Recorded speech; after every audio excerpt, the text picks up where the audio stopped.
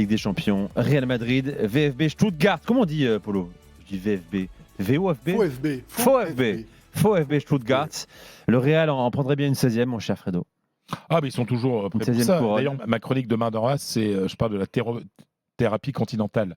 C'est-à-dire que le Real, quand ça va pas, ça arrive souvent que le Real démarre mal sa saison, puis arrive la Ligue des Champions, et puis après, ça, ils se mettent en route.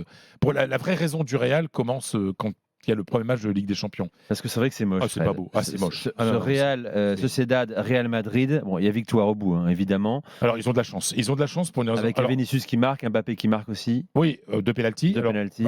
Maintenant, c'est clair, l'ordre, Mbappé prend le pénalty, celui d'après, C'est clair, ça, c'est pas une alternance de 2 pour toi, 2 pour moi. C'est 1-1. Non, Oui, là, 1-1, non, c'est là, ça. mais là, de toute façon, on a vu. C'est clair, voilà. Ouais, parce que le Real a bénéficié On alterne, l'un après de deux l'autre. pénaltys. Alors, la Real Sociedad, qui a fait un bon match, qui a vraiment bousculé le Real, a touché 3 fois les montants, dont quasiment l'intérieur de l'arête. Enfin, franchement, c'est hallucinant que ça rentre pas.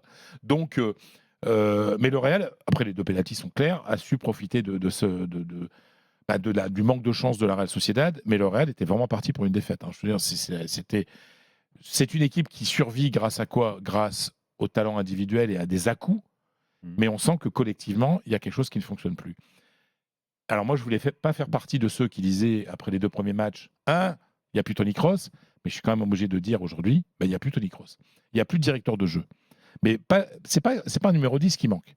C'est un joueur, c'est un 8, c'est un joueur un peu derrière, qui a toujours une vision de jeu un peu Périphérique. et puis surtout les grandes transversales de 30, de 35 mètres de Toni Kroos, ces ouvertures fabuleuses qui aèrent le jeu, on les a pas là aujourd'hui. Et donc, ce Real est très poussif, ce Real ne fonctionne pas. Après, on ne va pas l'enterrer parce que ça arrivait tellement de fois, puis finalement, il gagne la Ligue des Champions et il gagne la Liga. Donc, mais là, on est obligé de commenter ce qu'on voit. C'est un Real très moche depuis le début de cette saison. Bon, c'était quand même pas très très beau la saison dernière non plus, hein. Excuse-moi. Oui, mais enfin, ça Jusqu'au jouait, bout, oui, hein. mais ça jouait collectivement. Non, attends, pas très bon. Enfin, ça jouait collectivement. Là, on sent qu'il y a quelque chose qui ne marche pas. Je suis obligé de le dire, et c'est la une de As. Le meilleur, ça a été Kylian Mbappé. Mais sans aucun doute. Vraiment? Vraiment. Mais c'est la une de As encore aujourd'hui, en disant, parce qu'il a une du lendemain et la une d'après d'analyse qui arrive 2 jours après. Franchement, Mbappé, il a été salué par tout le monde. Dans une équipe très mauvaise, il a réussi à faire un très bon match. Et il a montré quelques gestes qui montrent qu'il est en confiance. Tu vois, il tente des choses qu'on n'avait pas vues à Paris et en équipe de France ces derniers mois. Donc, ça continue à s'améliorer. Ça continue à s'améliorer. Donc, et la relation avec Vinicius, elle est très bonne. Voilà, ils se répartissent les pénaltys. Vinicius va pas bien.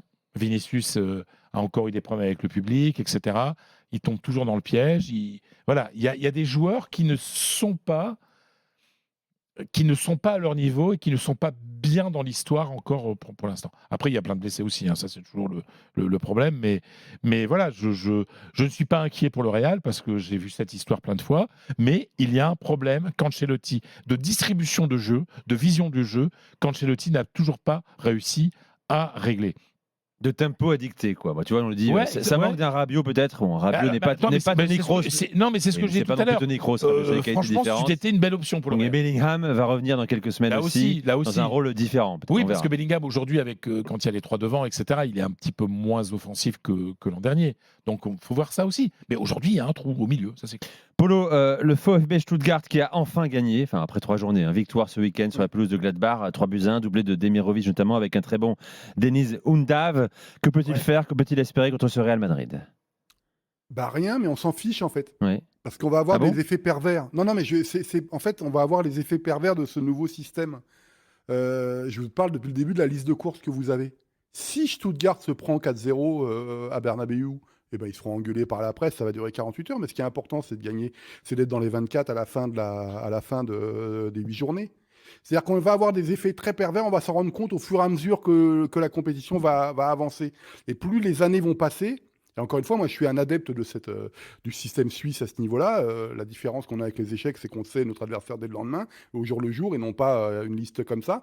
Et on va se rendre compte que faire un exploit finalement à Bernabeu, est-ce que ça va être aussi important que ce qu'avait réalisé Stuttgart il y a quelques années dans les phases de groupe où ils avaient battu le Manchester, le grand Manchester de Ferguson? Non, pas du tout.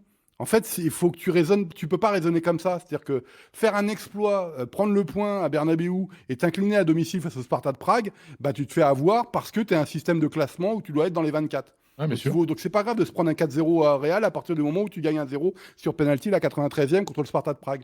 Et là, on va voir les effets pervers. On va s'en rendre compte au fur et à mesure. Vous allez voir que les journalistes vont commencer à travailler la question parce qu'ils vont avoir l'expérience de ce qui va se passer. Et en fait, jouer à Bernabéu le pire des choses possibles, jouer contre le Real à l'extérieur, c'est moins pire dans le nouveau système que de jouer le Real à domicile, par exemple, où il faut marquer les 3 points. Je ne sais Exactement. pas si je me fais assez... Ouais, non, mais tu as comprendre, raison. mais c'est- Bah oui, c'est parce ça que comme il qui n'y a va pas se match passer. aller-retour, Mais oui. perdre à Bernabéu, c'est normal, mais On perdre s'en chez fout, soi, c'est c'est un normal. problème. Tu grines une Mais par cartouche qui contre- n'était pas la cartouche prioritaire, quoi, exactement. Voilà, c'est quoi. exactement ça. Bon, Stuttgart qui jouera aussi le Sparta Prague, qui jouera la Juve dans La cette Ligue des Juve, Champions. l'Atalanta, l'Étoile Rouge, Young Boys, Slova Bratislava, et ils finiront à domicile face au PSG. Il a tout en tête. Ou alors il a noté, ou alors il a vraiment préparé son émission du lundi soir, Paul.